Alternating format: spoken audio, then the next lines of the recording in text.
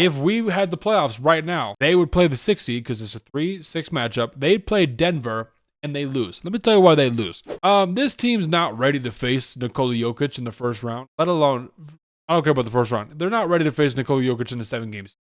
I know everyone likes to talk about Şengün. I love Şengün. I love Jalen Green.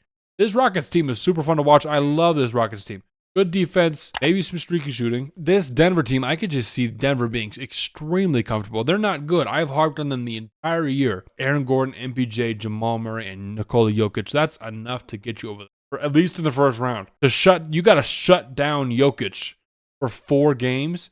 Now, very good defensive team. I think maybe they could do it. And if they have home court advantage, it could get a little interesting at a Game 7 in Houston. But the likelihood of that happening, I don't know. And like the whole reason I'm talking about it is because they got time. They have plenty of time. So I keep saying this year. It's okay for this not to be the year. They can go and have experience. You're not supposed to just like be good and just go win a playoff series. That's not how that works. We saw it with OKC. OKC was really good, got the 1 seed, win a game or win a series. What did they even play in the first round? New Orleans? Second round, they go play OKC. They wouldn't play Dallas. It was Dallas, OKC, and Luka and Kyrie just flamed them. That's what you learn. You get torched a little bit by guys who have been there, done that, right? So, same thing with the Rockets. They're going to be fine. I'm really excited to see them, but I'm just accentuating the fact that if they got a 3rd seed, they play Jokic in the first round, they're not making it out alive. That's not how that's going to go.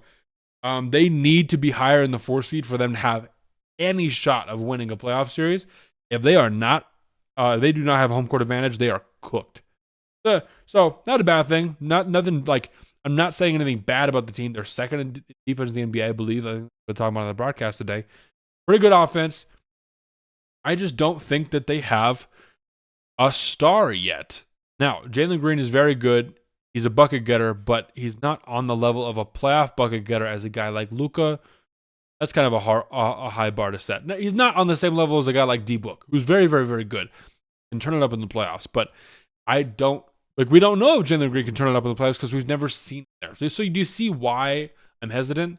Hopefully a lot of people are agreeing with this, because if you think that Houston's going to go in and just like win a playoff series just because they got a high seed, once again, like I brought up, I think in one of the videos streamed last week, look at the 2023 Kings. That's not how that rocked. Segueing that into my next point, getting a star. They need a guy. Butler's kind of on the loose right now. That would be very interesting because we've seen what he can do. And if they give him the keys and they got this kind of roster, golly, it could get crazy. Especially Jimmy back in the West. So I brought up a point last podcast and on stream that they have Reed Sheppard kind of in their back pocket. Number 3 pick, kind of posted up on the bench. And they move him in an SGA Paul George scenario in a Clippers Thunder trade. Now, don't let it end up as bad as that did. But the Clippers, first of all, you can't knock them for trying. SGA, he was cool. He wasn't projected to be anywhere near an MVP conversation. So how is that their fault? And we were kind of a rebuilding team anyway. So he was a starting point guard. He was good. But Reed Sheppard is a very good player. Pretty good. He's a pretty decent player. And he's like tucked to like the 10th, 11th spot on the roster. He's not even playing. He didn't play a lick today. Maybe if I was blind and I just didn't see him running around, I feel like I would notice him. You got a lot of guards. You got Jalen Green. You got Van Vliet. You got Dylan Brooks is a 2 or a 3. You got Amen Thompson, I get you can run some different sets and some different lineups and stuff like that, but go use that youth to go get somebody else. I was even thinking about Jabari Smith Jr. Having those 2 guys in a trade to go get a KD or something. That's pretty hard to like. Jabari Smith is very, very good. Can he be one of those playoff riser guys? Once again, we don't know because of the playoffs, but I'd say it's going to be interesting. We got to watch them if they got to pick the win now mode where they use the assets they have, because everyone describes the Rockets as too deep. So if they can get rid of Reed Sheppard and maybe Jabari Smith Jr. and kind of tighten down a little bit, you got your vets, you got Jalen Green, you got Şengün, you got some good guys there. You got Amen Thompson, who's Tari Eason, Jae'Sean Tate. You got some homies, right? Unk, Jeff Green in the back line.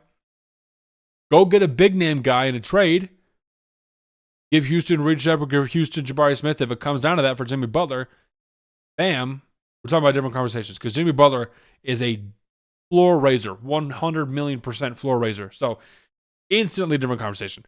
Do I think that they need to go and do that in a trade? Maybe not. I don't think it's the time. You could rock with the youth that you have, but as I've talked about before, it's going to be a lot more development. I don't know if you want to develop in a situation where, first of all, you're in the same state as a guy named Victor Wembanyama and Luka Doncic. So I don't know if you want to like do a whole bunch of like potential scouting there. We're gonna let our guys learn about it. You could go that route, and it could go very poorly because you're in the West. So, do they need to sell out? No. Would you consider it? I would if I were them. That's just kind of how that's gonna go because only going to get harder. The Thunder are only going to get better. Wemby is an absolute real threat in San Antonio. Luka obviously just went to the finals last year.